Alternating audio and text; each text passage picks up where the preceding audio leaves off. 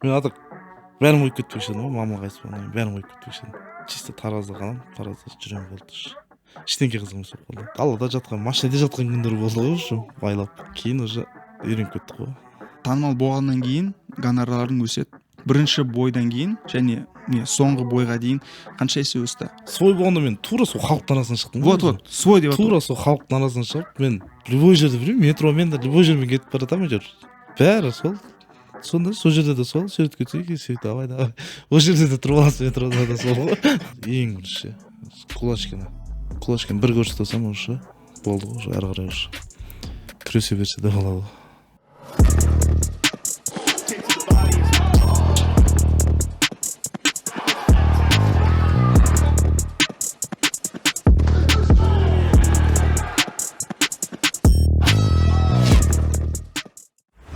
Эй бері қара бұл сап-сары подкаст. Бәріне сәлем, және көрердің алдында міндетті түрде осы каналға тіркеліп жіберіңіз, өйткені сіздің қолдауларыңыз бізге өте қажет.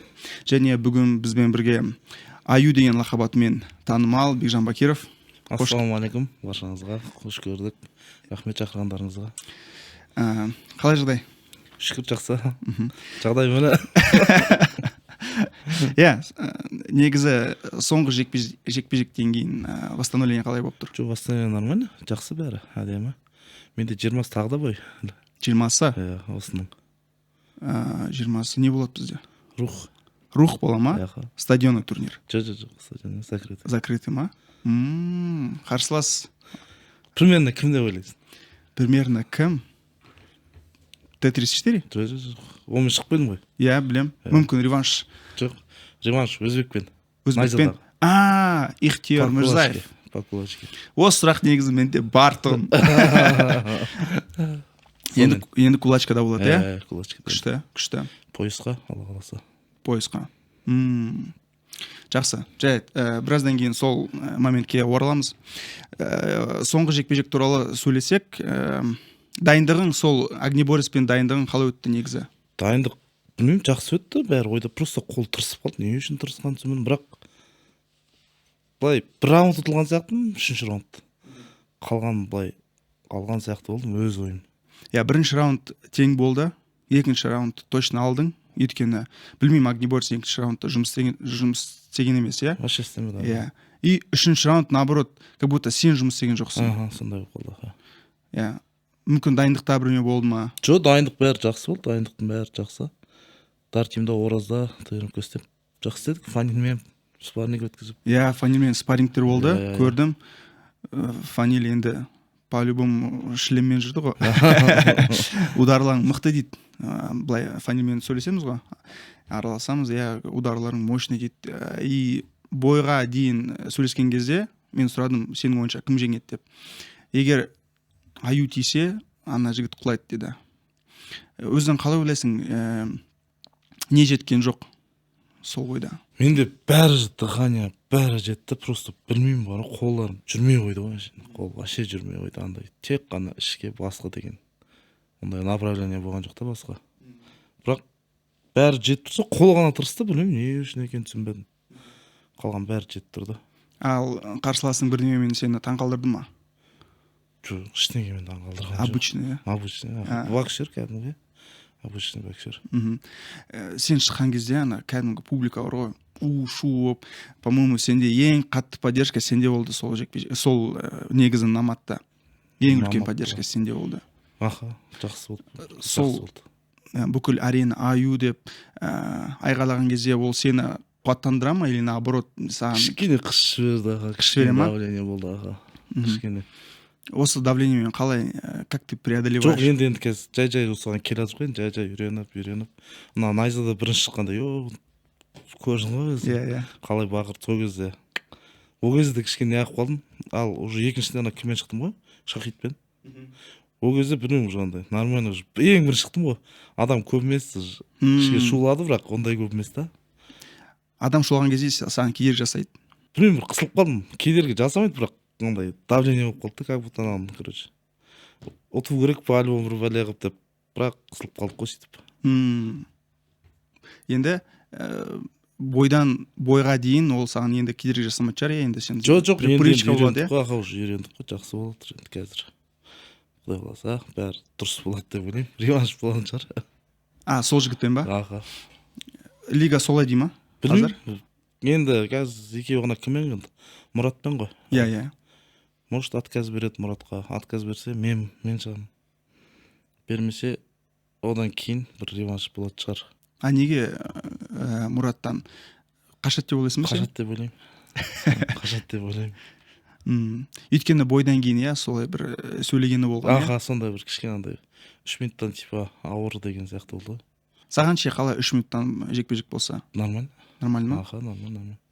Ал енді Шахидпен жекпе-жекке келетін болсақ, сол жекпе-жек буквально на коротком удаление болды ғой. Мен вообще дайындалмадым ғой негізі. Вообще дайындалып жүрген жоқпын.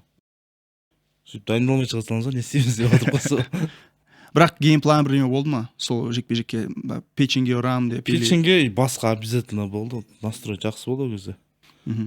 Негізі өзінің қарсыласың туралы бірдеңе білдің ба сен бойдың алдында? Шахид жайлы ма? Шахид жайлы. Жоқ, ештеңе. Бір бой бар Наматта деді. Соны көрдім. Оны көрген жоқсың? Көрдім. Көрдің ба? Қапсаған көрдім, аға. Алдың қолмен қылып тастай салды ғой. Иә. Оны көрдім, бірақ жылдамдығы по-любому аз екен.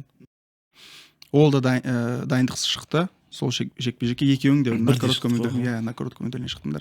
Бірақ Шахидті мен алдына бойды көрдім ғой. Білем, мені, если честно, таң қалдырдым ана жігіт бар ғой. Өйткені қолдар ұзын, қатты тұрады, бірақ көп сөйлемейді. Сондай бір сені таң қалдырған жоқ па жекпе-жек барысында? Жоқ, ондай таң қалдырған жоқ. Тоже сондай бір не жоқ, Жоқ, ондай таң қалдыратындай нәрсе емес қой. Нормально, соперник сол ғой. Жеңілістен кейін бәрін тастап кетуге дейін ойларың жоқ па? Жоқ, ондай ештеңе жоқ. Оны наоборот, вообще былай қарасаң бір жағынан дұрыс болған сияқты, зато одан қатты дайындаласың да. Дайындық күшті болады. Айтпақшы, сенде огнеборьспен недооценка деген нәрсе болған жоқ па? Жоқ, недооценка ондай ештеңе болған жоқ. Нормально, настрой бәрі әдемі болды. Айтадым ғой, қолым жүрмей қалды әшейін болды. Қолым тырысып қалды әшейін. Мен ойладым, как будто сенде бір травма болды. Үшінші раундқа келген кезде, уже үшінші раунд сосын бітті. Мен ойлағаным, как будто сенде бір травма болды. Өйткені былай көп жұмыс істеген жоқсың қолдарымен, чисто у канатов жүрдің. И думал, что у тебя какая-то травма? Жоқ, нормально бәрі. Просто қол кетті, сол кезде кетті. Саусақ кетті. Как раз біздің сыйлығымыз саған в тему болады шығар, потому что сенде жекпе-жек 20 күні. И сенде травма болмас үшін, және өзінің стиліне сәйкес бір профессиональный капа жасау үшін саған осындай сертификат сыйлығым кеп тұр. Біздің достарымыздан капа KZ деген. Сол жаққа барып, саған профессиональный капа дұрыстап тұрып жасайды. Болды. Үлгереді шығар 20-сына дейін. Үлгереді, по-моему, олар бір аптада жасайды ғой, примерно. Ертең барсаң, слепок жасайды, и сосын уже само изготовление. Болды. Қазір сен уже востребованный боец деп айтсаң қолақ. Как будто ты уже для любой лиги, ты ценный актив. Сенде аудитория бар, адамдар саған келеді, бүкіл аудитория шулайды. Сен өзіне бір таңдайтын соперниктерің бар ма? Өйткені қазір поп ММА-да аса көп қарсыластар жоқ, аса үлкен салмақта. Бірақ есть те, которые там уже популярны, знаменитые, мысалы там Дацик бар, Гаджи Автомат бар, Макс Топор бар, сосын Т-34 бар. Не думаешь кого-то вызвать, чтобы свою медийку еще больше поднять? Мен Т-34 шықтым уже, мен шықтым ғой мен. Мен пачка ұмытып қалсам түсінетін емен, пачка мен қайтадан болады деп. Мен бірақ пачка емес, оны печеньге отырғызып отырдым. Енді білмеймін, Ресейден любоймен шығуға дайынмын, негізі кез келгенімен. Қазақстандық емес, ресейлік любоймен дайынмын ғой шығуға. Мен қазір атап атқан адамдарды біреуді танисың ба сен? Датчиктердің уже былай қарасаң шал болды ғой, үлкен ғой жолы. 40-қа жетіп қалды ғой. Енді ол поп ММА ғой. Аса көп раунд емес, 3 раунд болса 2 минуттан дегендей. Жоқ, дайынмын, оны танимын, Датчикті білемін. Топорларды білмейді екенмін. Гаджи Автомат ше? көрген жоқсың ба, бір интернетте бір спарринг болды, Дацик пен Гаджи Автомат. Еще Гаджи Автомат, білмеймін, интернетте көрдің ба, көрген жоқсың ба, бір тату жасап, мұсылман ғой, и его там все захейтили за то, что он тату сделал здесь. Көрген жоқсың ба? Көрмедім. Мұратты кеше танып отырмын Алматыда. Қай Мұрат? Анау не дегіш еді, плюстағы Мұрат, наша деланың чемпионы еді. Соны кеше танып отырмын ғой. Оны былай білмейді екенмін. Кеше сол интерес кеше болды ғой. Сөзсің, бірақ оның қарсыласы супер бір мынандай, ну, не в форме болды, и как будто мы Мурада не увидели в полной красе, как он может реально подраться. И, если честно, я думал, что ты выйдешь в финал, и там біз уже күшті жекпе-жек. Сол мен де ойладым, сонда ойладық қой бәріміз. Күшті жекпе-жек болады деп ойладық қой. Вообще не было такого разочарования какого-то, что ты там не смог пройти огнеборца? Жоқ, ондай бірінші рет емес, уже боксда қанша рет отырдық қой, ондай ешқандай неге болған жоқ. Кішкене әшін андай жүректе қалып қалды да. Былай нормально. Сол жекпе-жектен кейін не істедің сен? Сол жекпе-жектен кейін үйге барып демалдық қой. Болды ма? Ештеңе істеген жоқпыз. Адамдар біріме жазды ма? Жазғандар көп негізі, былай негізі ұттың деп жазғандар көп негізі ше. Ұттың деп. Бірақ ұтылып қалдық қой. Былай барсақ. Нормально? Былай оған көңілге түсірмейміз. Ары қарай жұмыс істейміз. Ертесіне сразу тренировкаға кеттік қой. Таңертең ба? Менің серіктестерім лицензиялық букмекерлік кеңсе pinup.kz, сол үшін оларға үлкен алғысымды білдіремін. Енді алдында көрермендер сені аю емес, басқа кісі ретінде таныды. Курьер, который вышел драться. Негізі курьер ретінде сен қанша уақыт жұмыс істедің? 1,5 жылда істедім ғой. 1,5 жылда? 1,5 жыл істедім. Тренировка вообще жасаған жоқсың? Жоқ, тренировка істедім. Сен поп-ММА-дағы дебютке кірген кезде, уже дебют жасадың, уже төбелестің, бірақ курьер ретінде жұмыс істедің, иә? Мен Т-34-ке курьер ретінде істеп келдім ғой. Т-34 ұтқаннан кейін уже тренершіге кіріп, жай уже әлшілер тренершіге кесе дегеннен кейін, а то әлі жүретем ғой курьер. Бұл жұмыс сен үшін қиын болды ма? Қысы жаз мотоциклді, конечно, оңай емес. Қысы жаз мотоциклді жүрдік қой. Енді сол уақытта есіңе алған кезде қандай ойлар, қандай сезімдесің? Жоқ, әзірге неге шүкір дейсің ғой. Бір артыңа қарап қойсың. Ол кезде былай қарасаң, мопедпен жүрдік, қазір Аллаға шүкір, уже машинамен 2 жылда уже көлікті болдық қой. Қазіргі уақытта салыстырған кезде және курьер жұмысын алған кезде қазір табыстарың көтерілді ме? 7-8 есе көтердім. 7-8? Жекпе-жектің арқасында? Иә, жекпе-жектің арқасында. Достарым, Аллахтың арқасында бірінші, кейін достарым арқасында ғой. Еркебұлан бар, Әлшер, Ораз, бәрі жан жақтан поддержка беріп. Және көрермендер бар ғой, сол көтерген. Негізі поп-ММА-ға қалай кірдің? Поп-ММА-ға Әлшер, Ертай, Еркебұлан Тоқтардың тренері сол тартты рухқа. Содан бастап келатыр ғой. Онда ойлар болған жоқ па, жоқ, шықпаймын деп? Жоқ, ол шығасың ба деді, шығамын деді, сөйтіп. Шығып кетті ғой. 3 күн қалғанда шығып кетті ғой. 3 күн қалғанда. Тоже қарсылас туралы ештеңе білмедің? Тренировка жасамадың? 3 күн қалғанда мен курьер болып жұмыс істеп жүрдім. Осы жаққа келді да, бардым, төбелестім, дальше жұмысқа кеттім ғой, сол сияқты. Сразу с боя жұмысқа кеттің ба? Жұмысқа кеттім дальше. Бірінші жекпе-жегің сразу бітті ма, получается? 2 раундта. Чечениспен ба? Жоқ, ол не грузин. Грузинмен болды. Аға. Адасқан Параулюдзе ма, Параулюдзе. Ол грузин. Жекпе-жек бітті, сен жұмысқа кеттің. Басында қандай ойлар болды? Ешқандай болған. Енді мен мына жақта шулатам, бәрін қырам, жоям деген болған жоқ па? Жоқ, онда ештеңе болған жоқ. Бірінші гонорарларың қандай болды? Ең бірінші 200 мың теңге болды. 200 мың теңге. И сосын ары қаратай қалай, как дальше развивались вот эти события по ММА? Сөйтіп көтерілді ғой. 600 болды, 700. Жоқ, ақша туралы емес. Енді бірінші мен екінші жекпе-жектің арасында қанша уақыт өтті? 3 ай. 3 ай. Аха. Тренировкаға қайтып барған жоқсың, оралған жоқсың тренировкаға. Мен бойдың алдында бір 10 күн істейтін болды ғой, сөйтіп екінші тренировкаға 10 күн қалғанда істедім. Екінші бойға сөйтіп шықтым ғой. Өзіңде бір сомнение болған жоқ па, мына қазір 10 күндік тренировка маған жетпейді деп? Жоқ, ондай ешқандай сомнение болған жоқ. Шығу керек болды, ұру керек болды. Сосын үшінші бой. Тоже рухта. Данилмен болды. Мхм. Онымен де сондай, примерно бір 10-15, бәрі кетсе бір 20 күн істеген шығармын. Сөйтіп соны ұттым, одан кейін жай тренировкаға кірістік қой. Сосын осы жекпе-жек біткеннен кейін, аренадан шыққан кейін енді міне мен осы жұмыста, курьерлік жұмысты тастаймын деген ол. Жоқ, мен ой болған жоқ, маған Алшер айтты ғой, бізге тренер болып кірші деді ғой.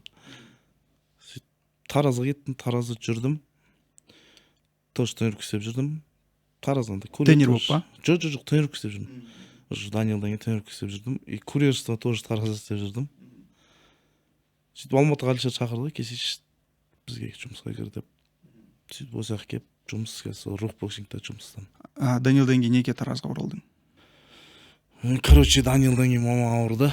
Кейін Таразға бардым, бір 2 айдан кейін мама қайтыс болды. Содан кейін Таразда болдым ғой. Сөйтіп осы жаққа тартты ғой кейін. Осы жаққа келді да. Мен ата бәрін қойып кетпекші едім ғой, мама қайтыс болғаннан кейін бәрін қойып кетпекші едім. Чисто Таразда қалам, Таразда жүрем болды. Ештеңке қызық емес болып қалды. Кейін осы жақта дос болдар, сол кесе деп келдік қой. Достарың көмектесті, қайтып. Достарым бар, Алмаз деген ағамыз бар, солар бәрі кесе деп келдік қой. Қайтам. Чтобы не закончить карьеру по ММА, саған ең маңыздысы не болды сол периодта? Ол кезде мен шыны керек, ештеңке ойламадым, мен просто тупо қоямын дей салдым, болды ғой. Сөйтіп кеп қазір кішкене ес жиып, нормально оқып қалдық қой, шүкір. Енді дальше білмеймін, енді поезд алу керек, рухтың да наматына поездың, 2 поезд. Сол ма мақсаттарың қазір мақсат сол болып тұр ғой, поезд. Егер ПММА болмаса қазір қай жерде болушы едің? Өзің қалай ойлайсың? Таразда болады едім, тренер. Тренер ба? Аха. Ал егер өткенге оралып, 5 жыл бұрынғы өзіңе қандай кеңес беруші едің? Сол оқуды жарытпа, сол тренировка ғой, тек қана тренировка істеу керек еді. 5 жыл емес, бір 7 жыл артық қойсақ. 7 жыл? Аха, тренировка істеп. Таза тренировка істеу керек еді сол кезде. Ол кезде сол тупо қойып кете салдық қой тренировканы ташын. 13 жыл беріп, бәшін жағдайға қараптық та, жұмыс істеу керек болды. Барлығын қоя салдық қой, бір күнде қоя салдық қой. Бір күнде? Аха. Себеп? Жағдай? Аха. Жұмыс істеу керек болды. Сол жұмыс істеп, тренировканы бір күнде қойып кеттім болды. Ештеңке қараған жоқпын. Бәрін қойып кеттім ғой. Бір өкініш болады. Былай жұмыс істеген кезде өкінген жоқсың ба? Жоқ, болды, ондай көп болды, ондай. Істей беру керек еді деген сияқты. Сол өкініш, қазір білмеймін қайтты, наоборот, қазір дұрыс болды деп жатыр ғой, уже. Өтті да оның бәрі. Сен, получается, 13 жыл бокспен айналыстың, иә? Боксқа қалай келдің? Боксқа ортаншы ағама келді ғой. Қалай? Ортаншы ағам бар ғой, боксқа, сол алып келді. Ол қатысып жүрді, мені алып келді, сол екеуміз барып жүрдік, сол жақта қалдым, ол қойды, мен дальше кеттім ғой. Получается, ағаң бір Қазақстан чемпионы болған жоқ? Или болды ма? Финалист болды. Финалист болды? Қай салмақта? Молодежке болды, 69-да болды. Ол уже біраз болды, олар 90 жылдар. Қазір не бар ғой? Такая популярная тема. Ағалар шығады. Мысалы, Асан мен Үсен бар, егіз ағалар. Сосын кім бар ғой? Кто легенда, кто гангстер. Аха, иә. Соның ағасымен бірге шығады. Інісі, ағасы бірге шығады.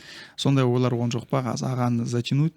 Жоқ, ол уже бала жағасы бар, 90 жыл, почти 40-қа келіп қалды олар уже. 90 жылғы ма? Иә. 40-қа емес енді, брат, мен 92-мін. Всего лишь ол 35-те. 35-36. Иә, 36-та. 35-36, иә. Жұмамен жаста. Иә, как раз жұмамен жаста. Вот жоғы, ол бала шағасы бар. Ол өзін тренер. қазір тренер ма? Иә, бокстан тренер. Қазір чисто судья болып кетті айтпақшы. Таза судья болды, сондай. Спорт жағында ғой, короче. Сен тараздікісің, иә. Таразда боксқа бару ол былай міндет болды ма? Жоқ, чисто далада мынандай бір. Потому что я слышал, что Тараз такой более-менее криминальный такой город, да? И это была необходимость такая ходить на бокс? Жоқ, необходимость. Бірақ криминальный, бірақ ондай не емес, сондай шлей айтқандай криминальный емес, нормально. Бізде просто қасымызда зал бар еді, жақын жерде. Ана баяғыда естімейсің, братья Махмановы деген бар еді ғой, БМ. Сол жердікі. Сол жерге баратынбыз, жақын жерде. Соған барып, ең несі бізде популярный бокс қой Таразда. Бокс пен дзюдо ғой, болды. Бокс пен дзюдо. Аха. Бокстағы жетістіктерің қандай? Только Қазақстан чемпионын қанша рет айтпа? Қанша рет болдың? Өйткені бұл біз бүгін на печаткеде ұтысқа саламыз да, и сол сұрақ болады бізде. Негізі қандай жетістіктерің бар бокста? Қазақстан басқасын бәрін айта беремін ба? Жоқ, айта бер, Қазақстан чемпионы болдың. Просто қанша рет айтпа? Қазақстан чемпион болдым. Дети Азии деген бар, Якутияда өтетін. Соның чемпион болдым. Не бар, Кубок Федерации бар. Сол жақта чемпион болдық. Тағы жақ чемпионат мирға бардым. Четвертте ұшып кеттім жақтан. По молодежи? Да, по молодежи. Тағы шетелде біраз жерлерде мынандай турнирлар ғой, международный турнирлар. Неге кірдің ба, сборныйға? Иә, сборныйда болдым. По мужикам кірген жоқсың? По мужикам кірген жоқпын. По молодежи кірген жоқпын. Қазіргі сенімен жаста боксшылар біздің Қазақстан сборныйда бар ма? Иә. Олармен парада жұмыс істедің ба, или? Жоқ, әлі күнге сөйлесіп тұрамыз ғой. Жоқ, бірақ соперниктердің жоқ. Бірақ бірге жүргендер бар ғой. Қай салмақта дедің сен? Мен 75-те жүрдім. 75-те. 75-те қазір бізде кім бар сборныйда? Нұрғанат Раис. Ол үлкен еді. Бізде қазір менімен жүрген қазір Әбілхан Аманқұл деген бар. Сол бар. Абылайхан Жүсіп бар. Абылайхан Жүсіпов, иә. Солар бар. Сұлтан Заурбек профқа кетіп қалды. Заурбек танитсыз ғой, иә? Профта жүр. И Нұрлан Сапарбай, ауыр салмақта. Бірге жүрген, солар. Абылаймен сендер кездескен жоқсың, өйткені ол кіші салмақта болды. Иә, кіші салмақта болды. 64-те болды. Спорттық мансабыңды неге жалғастырмаған? Жағдай дедің, иә? Получается, спорт саған табыс алып келген жоқ, иә? Табыс алып келген жоқ, айлықтан алып жүрдік та, кейін айлықтан алып тастағаннан кейін қойдық қой бәрін. Айлық неге алып тастады? Білмедім, түсінбедім соны. Результат жоқ дейді, бірақ результат көрсетіп жүрдім ол кезде. Бірақ результат деді, білмеймін, мен бірақ результат көрсетіп жүрдім. Сондай болды ғой. По мужикам Жарылқавовта финалист болып келдім. Одан кейін айлықтан алып тастады ғой. Нужно было занять первое место, получается? Не знаю, соны түсінбедім. Тараздан өзім алып келдім ғой, екінші орында қалған бәрі. Жалғыз? Жалғыз. Айлықтан алғаннан кейін қоюға тура келді. Ал тренерлерің не деді? Қойма деді, бірақ қойдық қой. Сосын біраздан кейін тренерлер звондаған жоқ па, айтқан жоқ па, қайтып орал, зарплатаны қайтып? Жоқ, ондай болған жоқ. Болған жоқ па? Ондай болған жоқ. Қазір тренерлермен хабардасың ба? Иә. Барлық тренерлермен хабардамыз ғой. Жекпе-жекті көреді? Көрген сайын звондайды, осы жер дұрыс емес, осы дұрыс емес деп. Соңғы жекпе-жектен кейін звондады ма? Жоқ, звондады. Чисто по ходу жеңістерден кейін звондайды ғой? Жоқ, жеңістерді звондайды просто анау. Білмеймін неге болған, бірақ звондап тұрады, всегда звондап тұрады. Мен де звондап тұрамын, олар да звондап тұрады. Сол жаққа барып бір сбор жасаймын деген ойлар болған жоқ па? Қайтып? Ондай болған жоқ. Неге? Или олардың уже жұмыстары басқа, мысалы? Жоқ, жұмыстары басқа емес, менде бияқта дайындалатын жер бар, істеп жатырық қой. Бапки тренер да бар, істеп жатырық. Рух боксинг? Рух боксингта мен кім десе жатырмын, Ораз Әлдебаев, Фанил дайындап жатқан бар ғой. Ол да өзім дос бала. Дәртім бокстан тренері ма? Ол дос бала ғой. Сол дайындап жатыр кез. Сол істетіп жатыр ғой. Сосын әуесқой боксты, когда ты закончил любительский бокс, и прежде чем ты начал по ММА, вот в этом промежутке чем ты занимался? Курьерден басқа ма? Алматыда стройкада істедік қой. Стройкада и неде? Саяхат аксессуар бар ғой. Сондайда істедік. Болды басқа. И дальше курьер ғой. Курьерство содан кейін басталды ғой, чисто. Бірақ спортты қойған кезде сразу Алматыға көштің? Жоқ, Алматыға көшкен жоқ, Таразда жұмыс істедім. Таразда істедім. Қандай жұмыс? Мал бақтым ғой Таразда. Ауылдың малын жинап, падағып бақтым ғой. Сол жұмыс қиын болды ма саған? Мал бағу оңай емес, қиын болды. Жұмыстың оңай жоқ деп ойлаймын негізі. 3 жыл бақтым ғой малды. 3 жыл? Аха. Сиыр, жылқы? Жылқы. Аха. Воровство көп бола ма сол неде? Сол жұмыста? Жоқ, ондай көп емес. Бізде кездеспепті енді ондай. Бірақ андай өліп қалу деген болады ғой, мал ауырады, сондайлар болады. Сол жақтың графигін сұрайын десем, по-моему, сол жақта график жоқ қой, Жоқ, график жоқ. 24-те 7 ғой. Получается, күні-түні сол малдармен бірге жүрдің? Тауда болды ма? Тауда. Аха. Бір сменщик бірге болды ма? Жалғыз. Айлықтары жақсы болды ма? Иә, айлық жақсы. Сол кездерде қандай немен, как ты вспоминаешь сейчас эти времена? С улыбкой или наоборот? С улыбкой. Қызық кездер еді ғой, қызық өткен. Нормально? Ондай. Ешқандай не жоқ. Сосын? Сол жұмысты неге қойдың? Алматыға келдім ғой. Алматыға келіп, дальше жұмыс сол жақта. Алматыға қандай немен? Почему? Мақсатпен ба? Иә, қандай мақсатпен келдің? Дос балдар негізі стройкаға тартқан ғой, негізі стройкаға істейміз, қайтамыз деп. Осы жақта қалып кеттік қой сөйтіп. Барлығың ба? Кіммен келдің? Солар барлығы? Мен қалып қалдым тек қана. Қалғандар қайтып кетті Таразға. Стройка біткеннен кейін? Аха. Қай стройка? Осы Алматыда ма? Алматыдағы. Ташкентскийдағы не бар ғой, Ровудың тура артында анау. Домдар, жаңадан түскен домдар бар ғой. Сой дом, сол жер. Сол уақыт қалай өткіздіңдер? Келіп, по-моему, стройка, по-моему, стройкаға келген кезде өткенге жоқсың ба? Мына жұмыс енді лучше ана жаққа Таразға барып, қой бағып, сонда не болған жоқ па? Ешқандай болған жоқ. Қызық болды маған қайта. Неге? Стройка білмеймін ондай. Адам көп та, кәдімгі қасында адам, ана жақта тауда жалғыз өзіңсің. Мына жақта адам көп. Общение, бәрімен сөйлесіп, жұмыс тез өтеді, тез бітеді. Бұл жақта график бар, бірақ азында келесің, кешке қайтасың да, график сол. Сосын кешке, мысалы, жұмыс бітірдіңдер? Үйге барасыз, чай ішіп, жатып, әңгімелесіп, кино көріп, ұйықтап, қайтадан тұрып, дем алсың, бәрі сол сияқты ғой. Хобби, анайымдай. Не істедіңдер Алматыда? Ештеңе істемеді, тек қана сол. Кейін айтатым сол, чисто көрерге келген кезден бастап уже былай қаланы көресің, үйтесің, әйтеуір. Потому что былай жүресің ғой, бері ақы уже андай. Қаланың несіне кіріп, сол кезде уже басталды бәрі. Негізі Алматы сенің қалай? Сразу Алматы тебя приняла? Или қиындықтар болды? Еще какие-то проблемы, может, были? Или наоборот, ты в Алмату переехал, и все у тебя там как свое, все получалось сразу? Жоқ, сразу не получалось. Не ғой?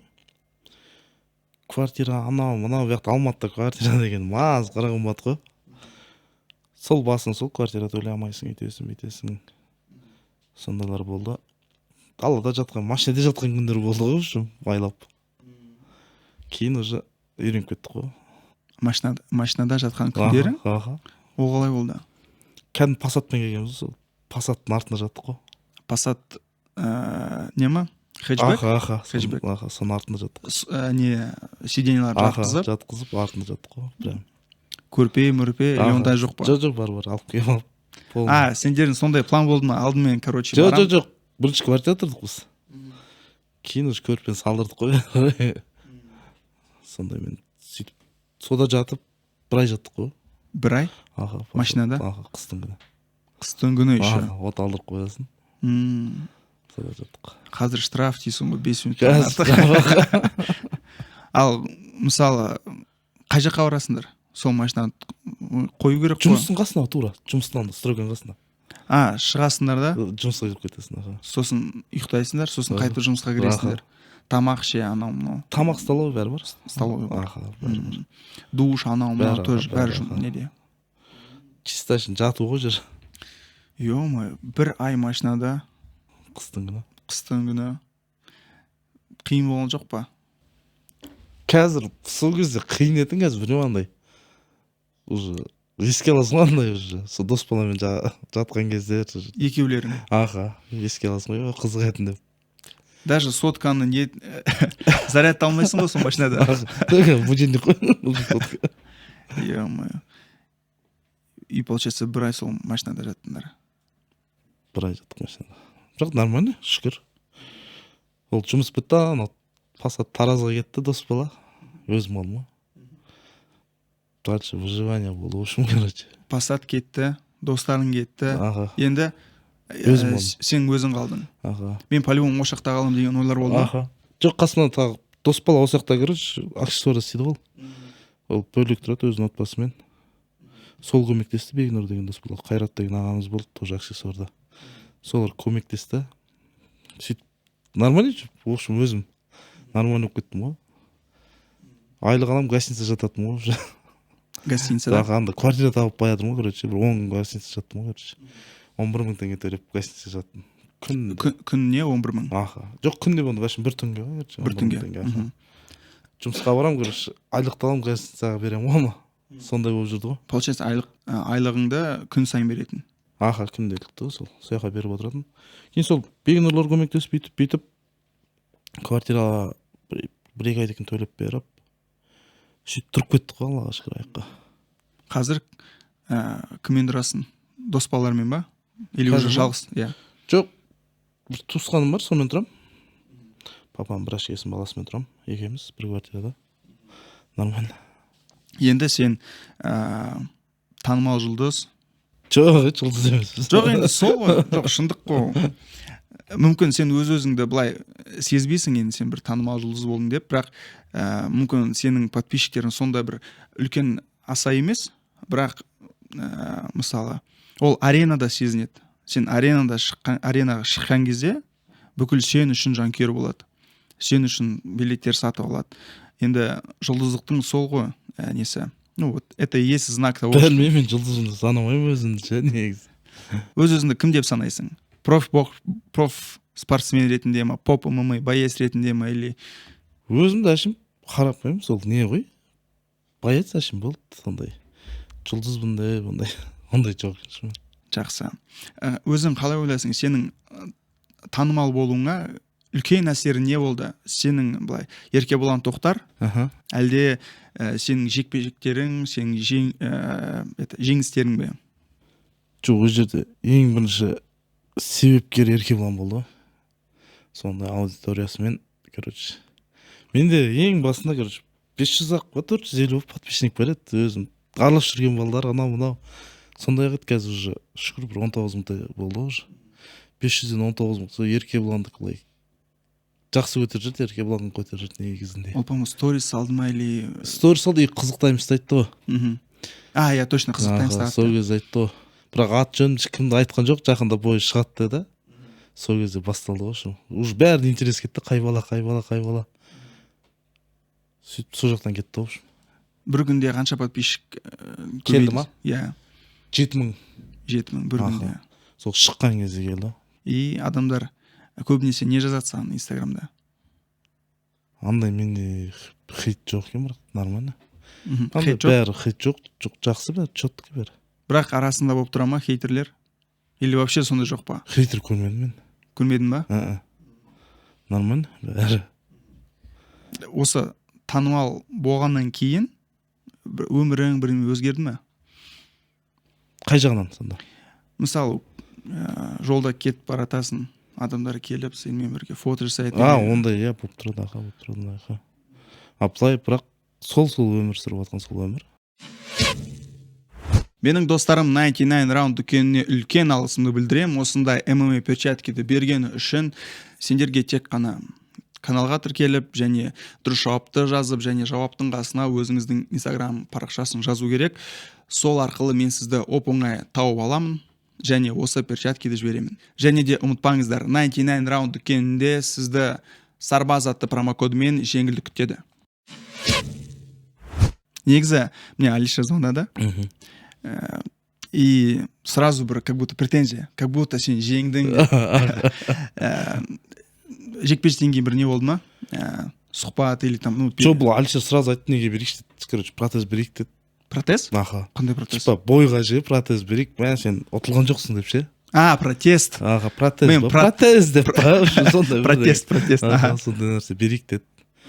Көр дедім, берсе, көр дедім. Беріп атқан бермейме жүр. Бірақ бұның көзімен де ұтылған жоқпын да. Сондай болды. Бұл бала кезден өсіп кеткен досым ғой. Ол да Тараздан. Иә, бұл интернатский ғой, спорт школа.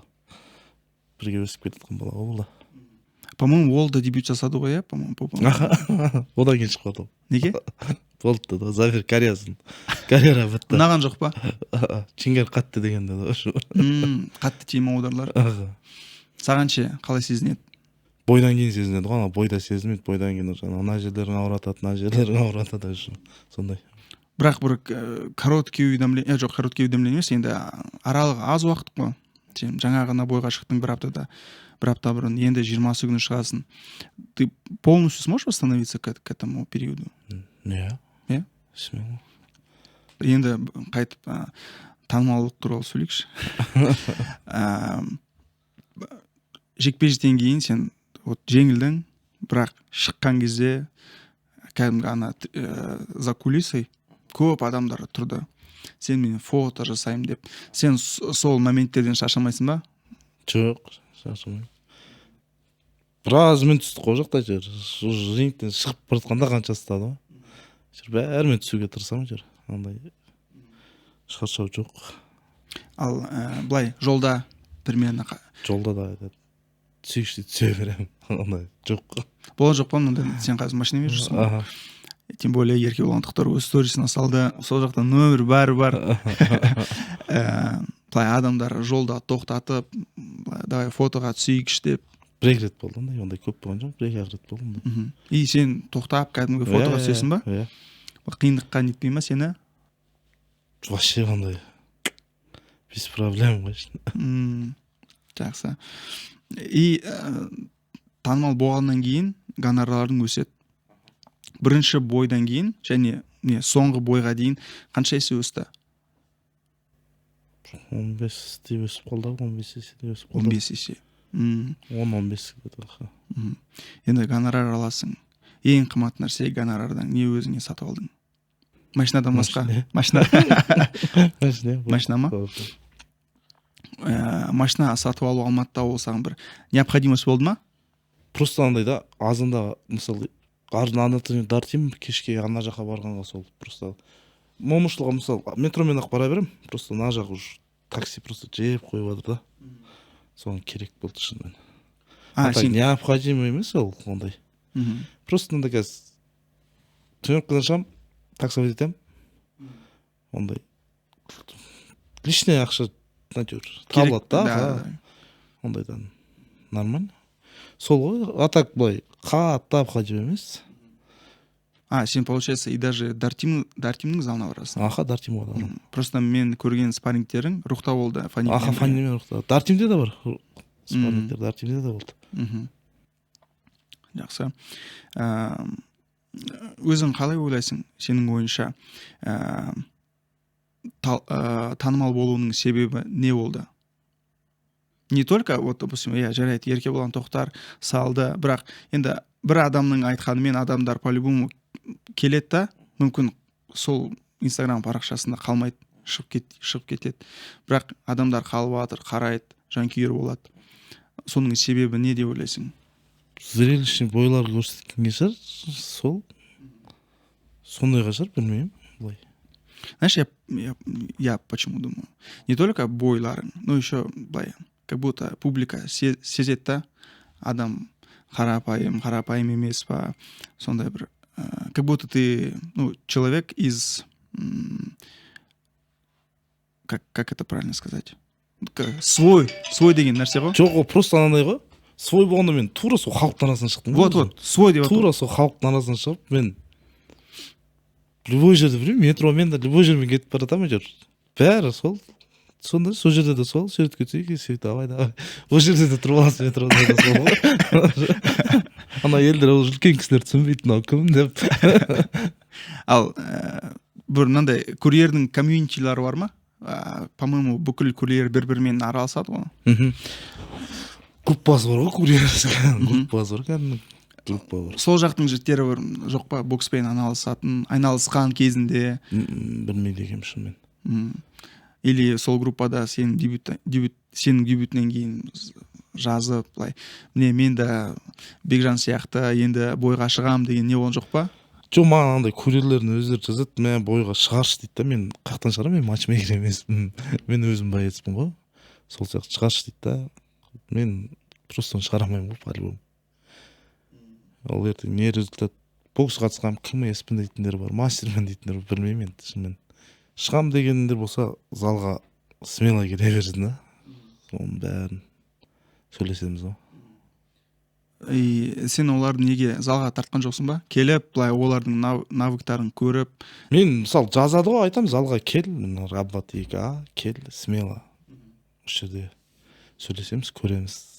Бірақ келмейді де көбісі өздері. Келгендері болды ма? Жоқ, вообще болған жоқ. Бірде-бір адам келген жоқ.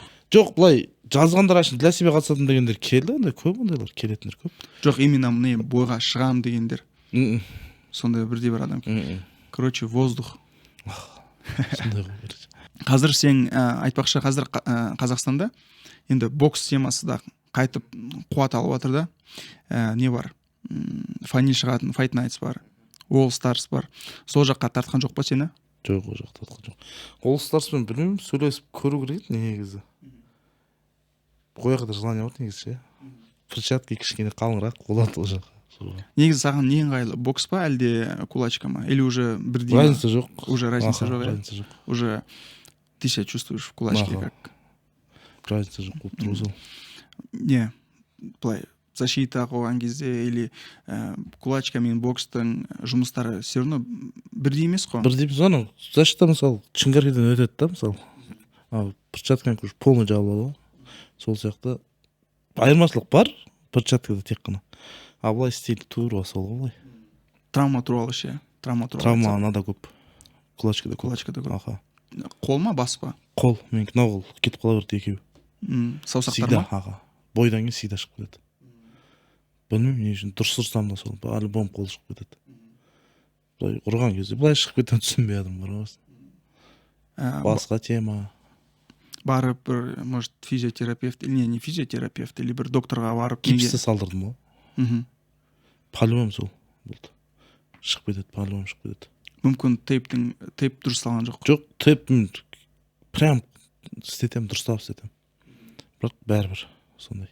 Травма опасный, короче, осы ғой, кулачка ғой. Бас ше? Бас нормально. Бас нормально. Бас нормально. Аха. И танымалдыққа қайтып келсек, мысалы, поп ММА-ға по-любому ат керек. Аты шулы адам болса, қол мен аяқпен жылып алады да, басқа лигалар. Бізде хардкор бар, наше дело бар. Ресейдегі сонымен хардкорға қанша рет жіберді ғой біз ше. Короче, медиа ғой, бәрі медиа қарап тұр сол. Жетпейді дейді ма? Жетпейді, аха. Медиасы жетпейді дейді. Походу сендерге, білесің ба, сен шыққан кезің видеоға салдыру керек қой оларға. Бүкіл арена аю деп айғалаған кезде. Білмеймін әйтеуір, жібереміз, медиа жетпейді дейді, бірақ ондай боецтер особо мықты емес сияқты ғой да, Россияда. Подписчик қанша керек дейді? Короче, 100 мың ғой, короче, подписчик. 100 мың подписчик оларға керегі? Данилдар мысалы 100 мың ғой. 60 мың, 100 мың, Тытыр 34-кі 100 мың подписчик. Ең аз солар ау деймін. Ең азы? Странно, олар 100 мың подписчик бар адам таппайды ғой қазір? Көбісі сол ғой, көбісінде бар ғой. Жоқ, ол уже состоявшийся боецтер. Медиа боецтер сондай. Ол уже, мысалы, шығатын адамдар ғой уже. Мен примерно солардікіне қарап айтып жатырмын да, примерно сондай шығар деп. Бірақ менікі 19 мың, азау оларға 19 мың. Жоқ, бірақ азау болғанда, қазір мынандай тема бар ғой, подписчиктер саны, сосын охват деген нәрсе бар. Охват көп болса, мысалы, сенде охват көп болу мүмкін, подписчиктер саны аз болса да, охваттарын көп болу мүмкін. Охват 1,5 миллион охват. 1,5 миллион. Вот сол показатель менің ойымша ең бастысы. Өйткені бір адам, мысалы, сол Даниэль мүмкін подписчиктер сатып алған шығар. кім біледі. И охваттары реальный нелерді көрсетеді, сандарды реально көрсетеді. Мысалы оның 100 000 подписчиктері, охваттары мүмкін 50 000 болады шығар. Поэтому менің ойымша ең маңыздысы ол охват. Охват болмаса, значит сені ешкім көрмейді деген нәрсе ғой. Бірақ соңғы кездерін хардкорға жібердің дедің ғой? Уже біраз болды, жіберке хардкорды жалып қалдық уже. Оны уже алдында жібердік қой. Хайп ше? Хайпқа жоқ, жіберген жоқпын. По-моему, хайпты просто бәрі медиа сияқты, бәрі медиа байыстыр ма, бәрі сияқты бәрі. Медийностьтер сияқты, андай байец көрмедім мен. Вот как раз саған жақсы ғой. Бір қарсыластарың бір супер байец болмаса, сен олар арқылы өзінің медианы көтересің ғой. Бірақ хайпқа не жазған жоқсыңдар. Просто хайпта қазір реалитиларда күшті. Бірақ турнирлері онша өтпейді. Өткен кезде болғанда тоже басталмай тұрып жабылып қалды. Оларда да чисто по запись, по-моему. Бірақ нелері именно реалитилері өте күшті. Мысалы қазір Таиландта өтеді. Бас бапкерлері Петр Ян мен Алджермейн Стерлинг, Қуат Найман сол жақта жүр қазір, Хазболла сол жақта жүр. И как будто медиа боец болу үшін надо в реалити, как будто, в реалити емес, в хайпқа кіру керек деген, как будто по мне. Өйткені Россияда уже хардкор жабылды. Қазір Россияның боецтерінің бәрі наоборот бізге келетін сияқты, негізінде. Бізге қарай тартылып отқан сияқты бәрі. Өздері келетін сияқты. Бізде Намат пен Рух нормально ғой, боецтер келіп жатыр ғой өздері. Наматқа да Рухқа да өздері келіп жатыр. Ол тенденция қалай саған ұнап тұр ма? Россияның адамдары бізге келіп, как будто біздің нанымызды алып кетеді деген. Жоқ, ол нан алып кеткенде емес, бізде мықты боецтер көп қой, негізі боецтер көп қой, мықтылар.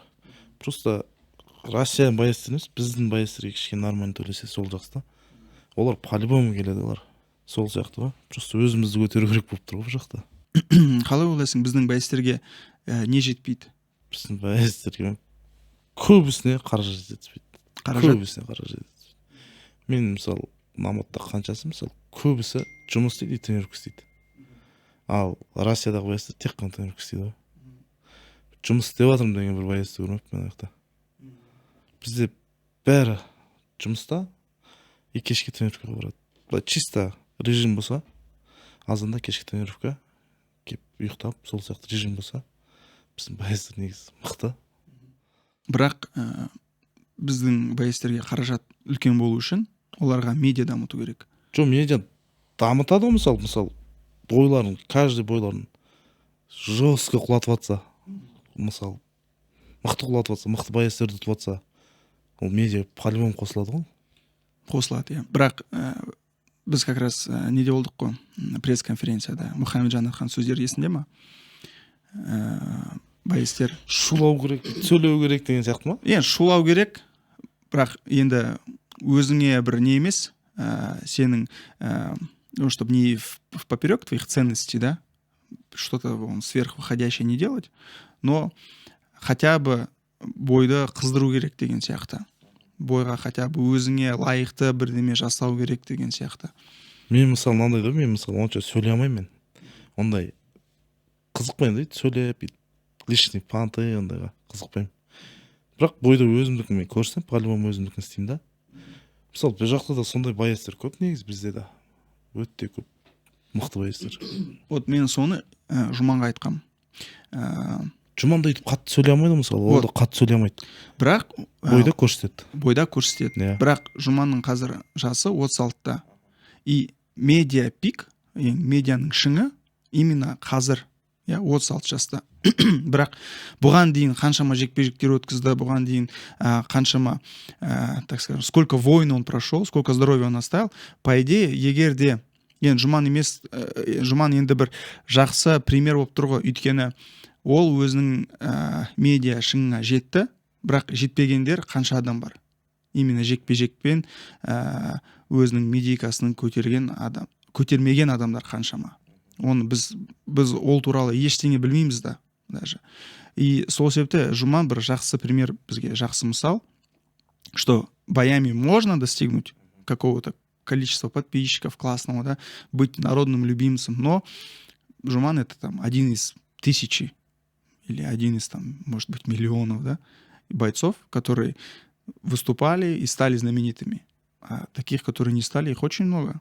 Поэтому и қазір ең жақсы сәт қой.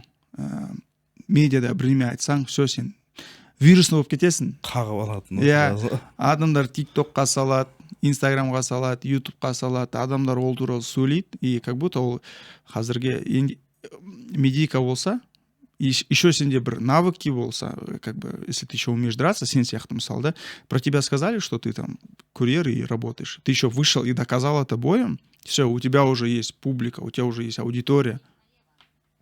Сен шақырып жатыр бұл жаққа. Төгіс қуып жатыр. Вот, и поэтому менің ойымша қазір ең бастысы, даже как будто больше важно медиа, а потом уже навыки. Өйткені мысалы Еркебұлан Тоқтарды айтсақ, алдымен медиа болды, пресс-конференцияда отырған кезде мысалы, я там не профессиональный боец, сөйлегені, я мысалы, все, ол вирусный болып кетті, бірақ сол уақыттағы Еркебұлан Тоқтарды есіме түссек, он же не было такого бокса. Ал қазір қандай спортсмен? Алдымен сөйледі, сосын тренировка жасады, енді қазір қандай медийкасы бар? Ол любой турнирда самый востребованный боец болады. Поэтому, мне кажется, самое главное, біздің боецтерге медийка керек. Медийка керек қой, просто андай. Сөйлеп, құлақ басаң да жаман ғой, мысалы. Дұрыс емес сөйлеп ше. Сол үшін просто мен үшін бірінші не ғой, өзім үшін ше. Сөйлеу емес, мен просто төбелеспен дәлелдегім келеді өзім.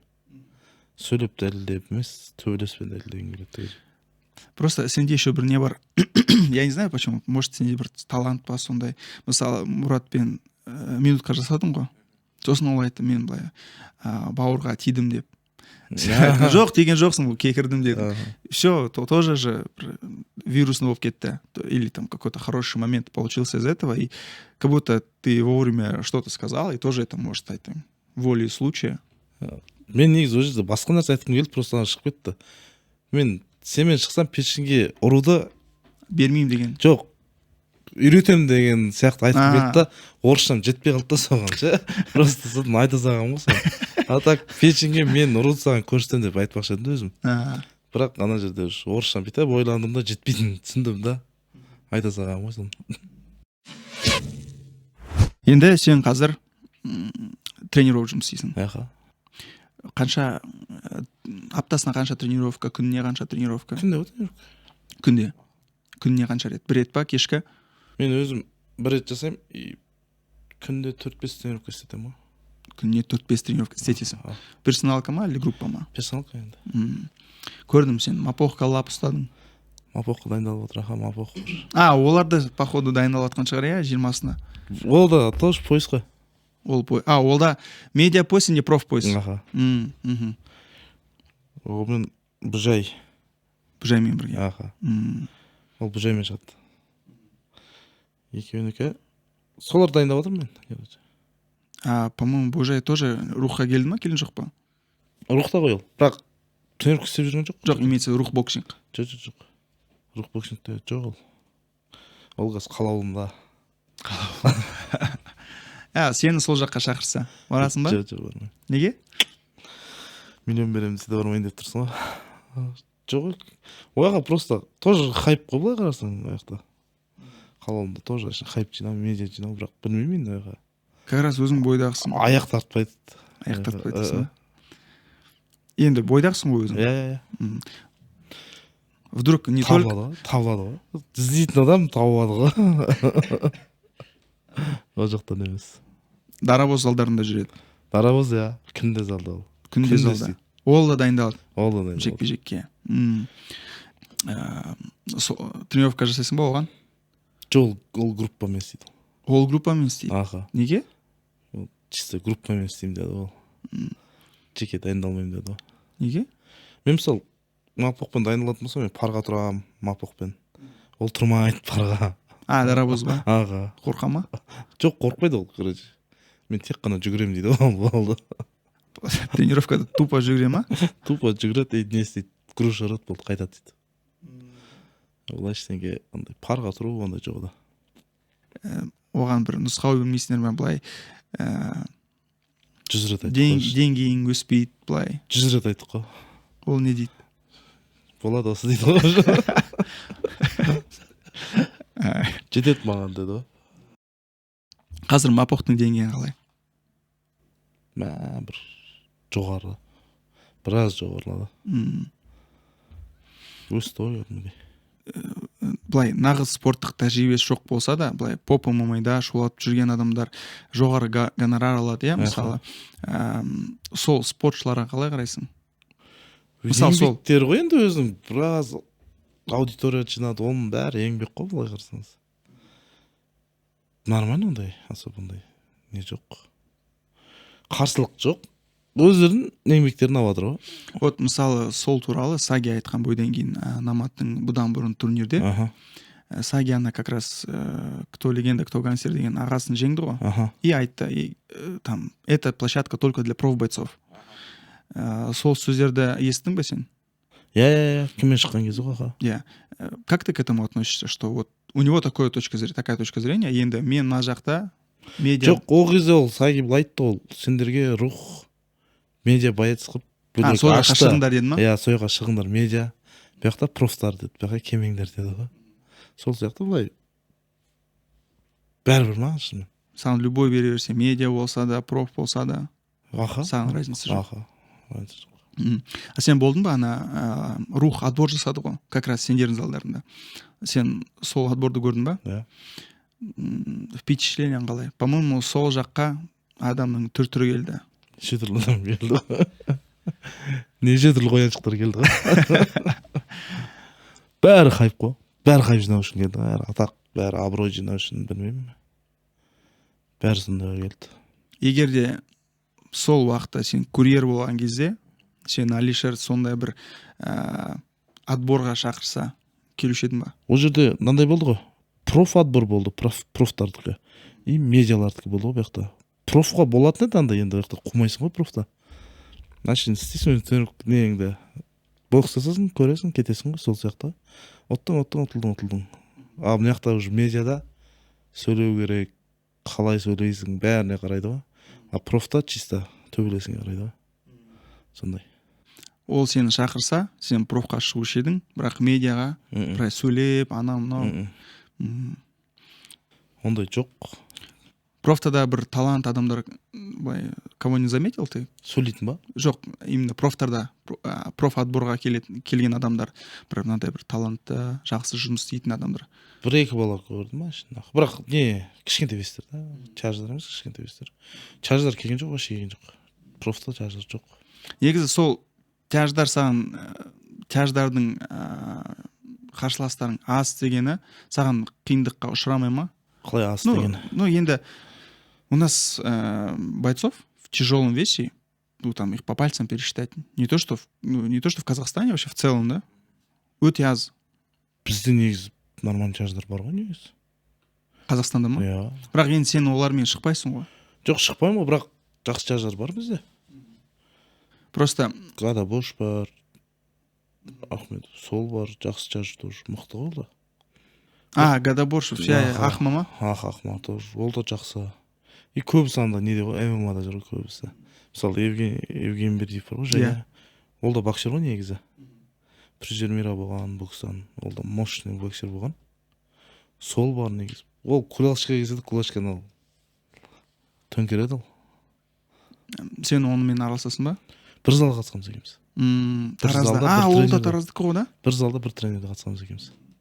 Олар үлкен ғой бізден. Біз өзі кішкентай едік. Қалай екен? Сен оны кулачкаға тарту деген жоқ па? Жоқ, вообще жоқ. Айтпақшы, ондай бір үлкен залдарда, обычно, особенно тренировка жасайтын залдарда, единоборствомен айналысатын адамдарда не болатын? Енді дедовщина деген нәрсе бар.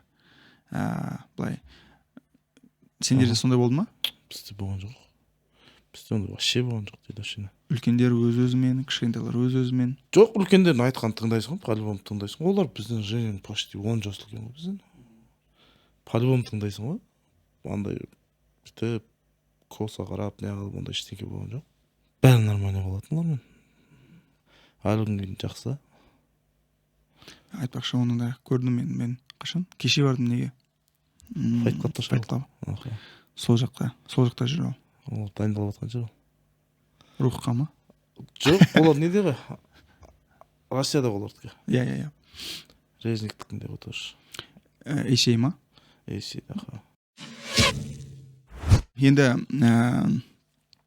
ММА дебют туралы сөйлескім келіп тұр. Как раз таки кім? Аты кім еді? Ихтиер Миртазаев. Негізі ММА-да дебют жасауға не себеп болды? Көргім келді ММА-да. Қалай екен? Былай жақсы ма, қызық па деп. Қызық екен, бірақ қиын екен ол өтті. Күрес қой, күрес. Былай тебу, короче, кеп қала береді ғой, қаяқтан күтпейсің ғой тебуді. Кеп қала береді, күрес. Бірақ қызық, ұнады. Вот как раз мен сол бойда комментатор болдым. И мен сол бойда қараған кезде, как будто вот именно вот кики, как будто для тебя было тяжело. Аяққа ма? Аяққа тебе береді. Сол саған не болды? Ыңғайсыз болды, как будто. И еще как будто сен былай уже уверен шықтың, мен қазаннан құлатам деп. Уверен шықтым ол кезде. Недооценка болды ма сол жекпелікте? Уверен шықтым ол кезде, аха. Қатты уверен шықтым. В общем, плотно ұстап аламын деп ойладым ғой қазір. Бірақ ол да болмайды екен.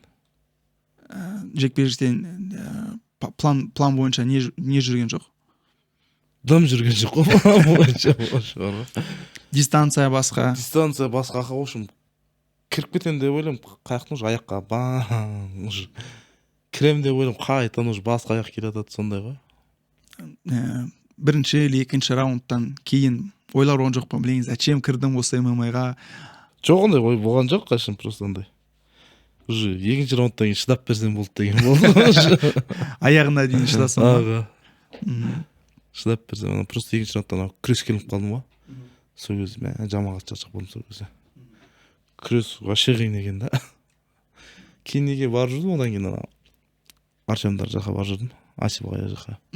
Fight Club'қа ма? Аха, Fight Club'қа барып істеп жүрдім. Ол жақта ойбай жаман созды ол жақта. Бірақ бойға дейін сен күресті дайындаған жоқ? Вообще күреспеген. Неге? Сен ММА-ға шығам деген ниетпен по-любому енді хотя бы күрес не деген... Бір захват кірген жоқпын ғой, защита қалай қоятынын білмейді. Қазір защитаны үйреніп жатыр ғой, жай защита қою. Ол кезде тупо шыға салдық қой. Қарсыласты таңдаған жоқсың. Кімді берді, сонымен төбелестің. Ал менеджерің или өзің матчмейкерге айтқан жоқсыздар ма бізге, типа удар не керек деп? Ондай ештеңке айтылған жоқ, Мен муайтай істедім, мен муайтай болсам муайтай істедім. Бірінші соперник кетті сразу. Давай деді ғой. Қарсыласың Ихтиер Миртазаев болды, да? Да, Миртазаев. Енді онымен реванш болады. Кулачкада. Оның территорияда сен бір жекпе-жек өткіздің, енді сен оны өзінің территорияға тартып атсың ғой. Бірден согласие берді ма ол? Ақшасын берсе, любой адам беретін сияқты согласиясын. Енді сол бірінші жекпе-жекте сенде, по-моему, бірінші раундтан ба, екінші раундтан ба сен травма болды, по-моему, да? Бірінші раундта қолым сынып кетті созық. Енді екінші бойда қандай геймплан болады? Қысу ғой, енді бір жақтан тебу жоқ, чисто қысып ұру ғой, қысып тартасың, ұрасың болды. В общем, мощный геймплан болып тұр. Енді уже недооценкамен шықпайсың. Жоқ, уже недооценкамен жасың же. По-моему, тем более ол Миртазаев не ғой, возрастной боец. Үлкен. Үлкен кісі. Женялармен құрдашар. По-моему, даже одан да. 39-да. 39-да. Қара баламен жас почти. Енді ММА-да өз-өзіңді көресің ба? ММА-да 1 жыл. 1 жыл дайындаласың. Қайтып кіру үшін ба? Осы жылы ММА-да сені көрмейміз. Білмеймін, Данил қоймайды. Данил ма? 34 ше. Біз жаққа келсей деп адыр да. Россияға ма? Жоқ, ММА-ға келсе дейді да, Россияға, сосын найзаға ше. Оны кішкене күрес қойып алайық. Оны болады ғой. Қалай ойлайсың, мысалы, сен қазір, сенің тренерің, иә, бокста, кіммен, сенің досынан басқа, кім? Оразағай, Дартимнің. Неге Дартимға кіре алмайсың? Өйткені оларда Эдуард Базаров, именитый, хороший борец, базасы, борьба, өзі күрескен адам. Неге сол жаққа бармайсың күресті дайындауға? Маған ана Fight Club ұнады ше, не полный бәрі сояқ келеді ғой. Иә. Бәрі сояқ келеді. Сол жақ ұнады мужиктар ше. Полностью сояқта жүр ғой. Кім болса да бәрі анау. Кім жүр? Артем Резников. Артем жүр, Акула сояқта. Мысалы, брас боецтер сояқта, Женя сояқта, мысалы. Көп сол жақта ғой. Асип бар, Асип Айтанса. Иә. Сол жүр. Сол жақсы үйретіп отыр. Бірақ Дартим тоже жаман емес, жақсы адам көп. Мықты. Ал басқа залдар ше, Триумф бар. Сосын Ояққа барып қоймаппын оларға. Барып жүрсің Вообще ба? барып қоймаппын. Триумф ешқайсысына барып қоймаппын. Просто менің ойымша бар ғой, Fight Club'та бүкіл жағдай жақсы. Мысалы, тренерлері жақсы, залы да жақсы, бүкіл боецтер, мысалы, даже Россиядан келетін боецтер бар ғой, олар сразу Fight Club'қа барады. Білет өйткені ана жақта бәрі бар деп. Стойка десе стойка, ринг десе ринг, клетка десе клетка, бәрі бар. Бірақ как будто Дартимға барсаң, сол жақта спарринг партнер, типа, не то чтобы покачественнее, ал жақта Али Бадрудинов бар, жақсы күресетін адам. Сосын Пума бар, примерно енді уже межсезонье үлкен салмақта. И ну хотя да, в Fight Club очень тоже много спарринг партнеров. Артем Велес өте көп қой. өте көп. Енді күресте ең ыңғайлысы саған не болып тұрады? Қазір ма? Маған защитаны қойып отырмын, чисто защитаны қойып отырмын. Басқа ештеңе қойып отырмын жоқ. Тек қана защита, кіргізбеу болды сол. Соны істеп жатырмын, болды. Защита у сетки, от стены. От стены, сетка, жерде жатып қалған кезде, тұру, бәрін. Бәрін істеп отырады. Ал енді олармен бірге парада тұрасың ба, немен? Спаррингте? Иә, тұрам. Қалай екен? Прям тебе тұрады, тұрам. Ал тұрып беріп отырмын. Аяқтан защита қойдың ба? Қоясың ба өзіңе? Мысалы, блоктары. Иә, оның бәрін қойып отыр, жай қойып отыр. Менге особо күреске не алып отырмын да, чисто күреске. Мен ойлаймын, чаждар көп тебет деп ойламаймын негізі. Чаждар көп теппейді. Ну, негізі, иә. Негізі көп тебет деп ойламаймын. Сол просто күреске түсіп қалсаң жаман да. Иә. Сол шаршатып қойды екен. Негізі менің ойымша сенде ММА-да потенциалың өте үлкен. Неге десең, чаждар саны өте аз. Чажда чемпион болу, не то что Қазақстанда, даже UFC-де чемпион болу өте енді оңай дегенмен енді жолдары қысқа. Былай легковестерге қарағанда, өйткені мысалы Джон Джонсты құлатпасаң болды десеуші. Иә. Джон Джонсты құлаттың болды, сен чемпионсың деп па. Бірақ мысалы Павловичті айтсақ, иә, 2-3 бой жасады, мықты нокаут, все, ол претендент. Не то что Россияда, Қазақстанда емес, бүкіл әлемде үлкен претендент. Мне кажется, Қазақстанда одан да жеңіл, одан да тез чемпион болу өте енді бір қысқа жол, менің ойымша. Егер де сенде защитаны қойып алсаң, менің есіме кім түседі? Петр Ян. Ол да базовый боксер. Барып, по-моему, қайда? Дагестанда. Кажется, мен қателеспесем. Соқ дайындалды ма? Сол жақта өзінің күресін улучшил. Сосын кіммен бірінші бой Стерлингпен болған кезде, сол жақта прям көрінді уже күресі басқа жақта уже уровень өсті. И ол да көп теппейді аяқпен, бірақ тепсе уже ударлар да бар. Бірақ негізі базасы бокс, ударлары қатты тиет, постоянно перекрытый, и я вижу параллели между тобой и Петром Яном. Бұяқта перекрытый, онда үшінші раундта қолын түседі деген по-любому ше. Мына жерлерін кәдімгідей талып кетеді деген. Күрестен кейін ба? Аха. Күрестен кейін уже қысып тастайды, короче, қолды. бір тартып тастайды, содан кейін жай қолын түсе деген. Былай олардың жоқ па Дагестанға барып бір Пока жоқ. Пока жоқ. Пока жоқ ондай. Менге кулачкамды қатырмайшы деп отырмын, тазасы. Кейін болса Данилмен бір не қылып жазасын беріп болды, одан кейін.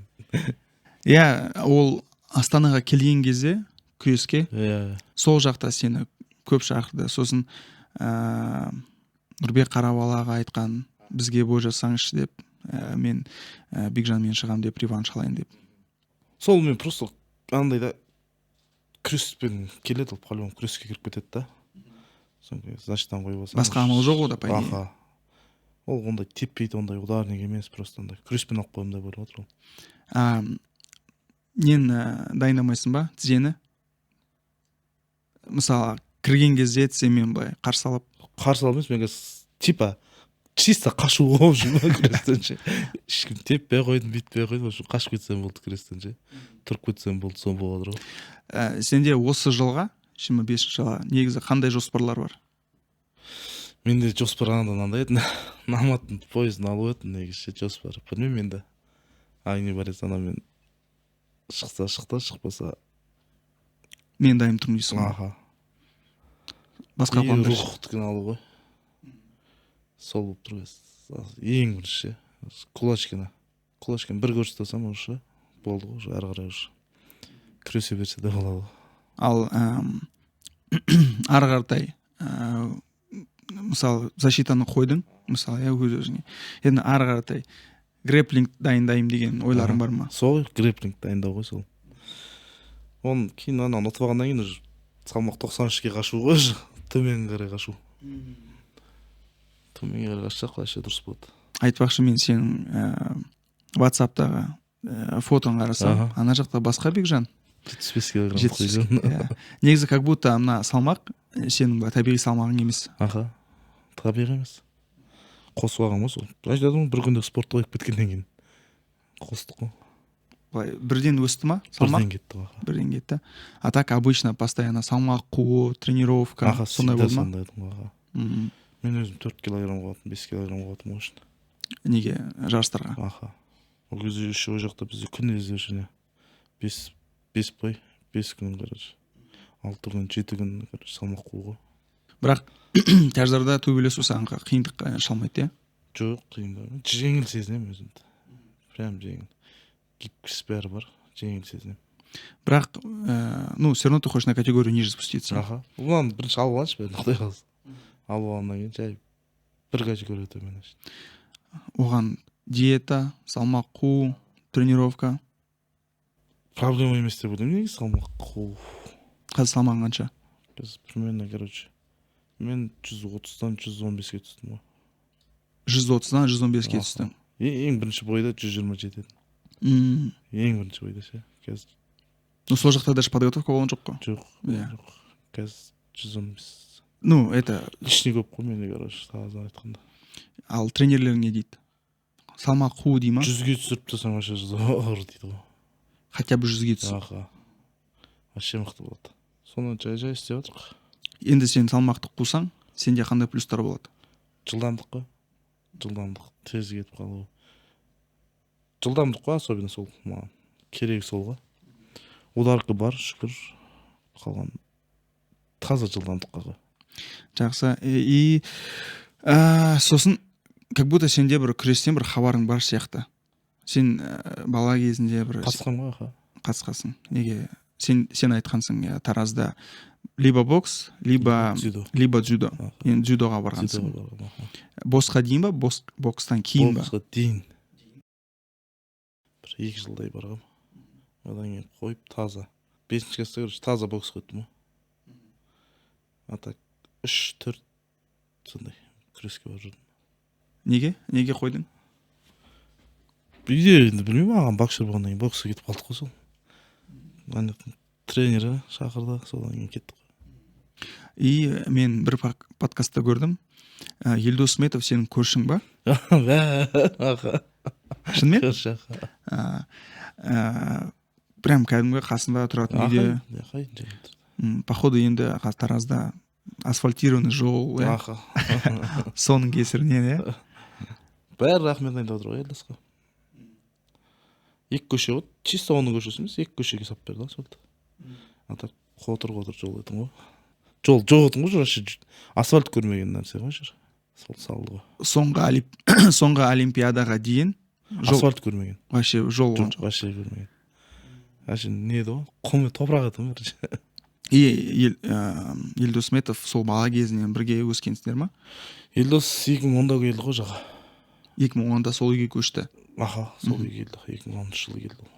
Сендер уже сол жақта тұрдыңдар. Ол уже состоявшийся спортсмен болды ма? Ол кезде состоявший болғанда ондай состоявший емес, енді по молодежке чемпион Қазақстана болып енді сол кезде келді. И залға, дзюдоның залына сол жаққа Таразда қатысты ма? Ол Астанада интернетте оқыды, кейін Алматыға ауысты ғой. Бірақ үйге келіп тұратын. Иә. Араласыңдар ма? Иә, көрші деп. Иә. Әлі әке-шешесімен де бәрімен, ағалармен де жақсы араласамыз ғой. Сендерде бір спортивный улица болып кетті, как будто. Спортивный улица бізде. Қазір 2 көшеде дзюдоға барады. 2 көше? Айтпақшы, сол олимпиададан кейін дзюдоның залы бір ремонт біріне болды ма сол залдарда? Жаңа фок салынды ғой бізде, олимпиадаға дейін салынып тастады ғой. Жаңа фок, короче. В общем, бокс, дзюдо, ушу санда, сонда бүкіл виді бар, короче. Сол жақта жаңа фок қой, короче. 400 бала, 500 бала смело сиятын зал. Күшті. Бірақ тренерлер сол қалды ба? Тренерлер, иә, сол баяғы тренерлер ғой. Бір қызық оқиғалар Елдоспен бірге болды ма? Только сол нені айтпашы, когда вы боролись на улице? Жоқ, ондай қызық оқиға жоқ, ондай. Жоқ па? Ал, может быть, там обычно балалар қалай бір-бірімен араласады? Футбол ойнайды или там, білмеймін, прятки или, я не знаю, ойындар ғой. Сондай бір неме болды ма сендермен бірге? Ходили, может, футбол вместе играли, там, двор на двор. Асық ойнадық. Асық? Әлі күнге дейін ол. Асық әлі күнге дейін. До сих пор ойнайсың ба асық? Мен қазір ойнамаймын, Елдос ойнайды әлі. Әшейін андай ғой, чисто әшейін. Қызық үшін. Ләңгі ше? Жоқ, ләңгі. Елдостар тебетін ләңгі. Біз жоқ. Жақсы. Енді, мысалы, сен курьер болып жұмыс істеген кезде, енді Елдос танисың ғой. Елдос бір әлемді бір рет шулатты, екінші рет шулатты. Сенде мындай ол жоқ па, ынта, типа, вот менің көршім спортпен айналысады, я бы тоже мог точно так же пойти в спорт там и так далее. Не было такого у тебя? Жоқ, ондай ойламаппын, вообще ойламаппын. А так сейчас с Елдосом Сметовым на связи, всегда можешь позвонить, совет спросить или там...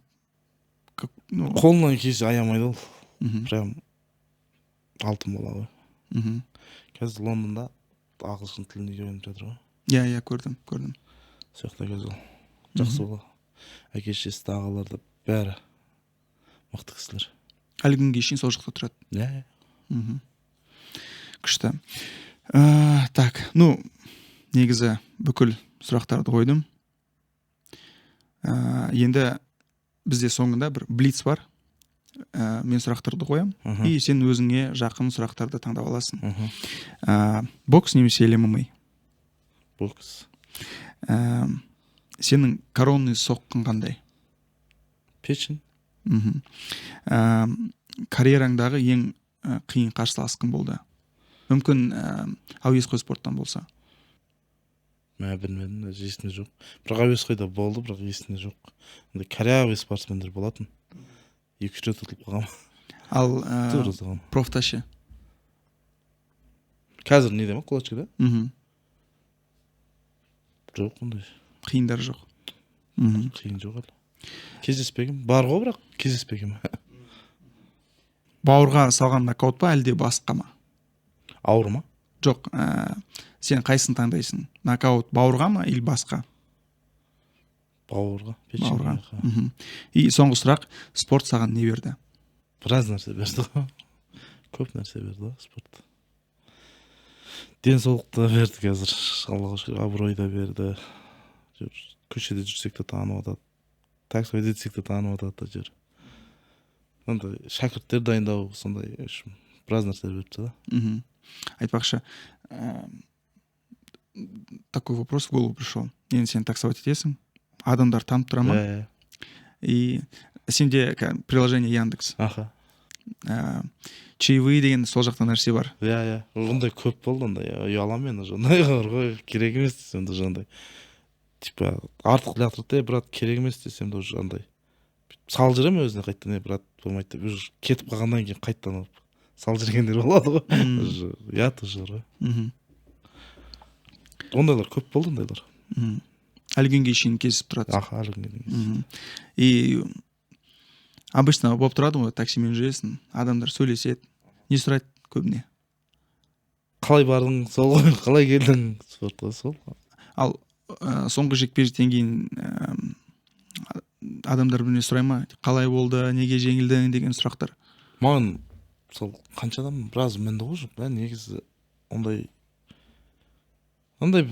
типа успокоить етеді да, ничего келесін ұтасың, анау. Мен уже нормально бәрі, ондайға неғымайым. Кейбір айтады, ұтқан сияқты едің деп. Білмеймін, может, өзіміздікі болғаннан кейін ұтқан сияқты едің болып тұр ма? Түсінікті. Енді сұхбатына рахмет. Біз әр подкаст сайын 99 раунд дүкенінен осындай бір ММА перчатки или бокс перчаткиларды ұтысқа саламыз. И мен сен туралы сұрақты қойын деген көрермендерге. Осы қолғапты, осы перчаткиді ұтып алу үшін негізі білмеймін, оның сол ақпарат интернет қиын болып кетеді ау. Бірақ бар ғой, Шәрібаев Айдарда бар ол. Қанша рет болдым дегенде айтқам. Енді керек адамдар керек болса табады. Бекжан қанша рет Қазақстан чемпионы болды. Енді осы перчатки ұтып алу үшін міндетті түрде каналға подписчик болу керексіңдер, және дұрыс жауаптың қасына міндетті түрде өзіңіздің Instagram парақшасын жазыңыздар. Мен сол арқылы сізді табамын және осы перчаткиді жіберемін. Бекжан, рахмет. Келесі ойда тек жеңіс тілеймін. Реваншты Құдай қаласа алып кет. Чемпион болуға біз бәріміз жанкүйерміз. Реванштан күліп өстіп әңгіме айтып отырайық. Рахмет.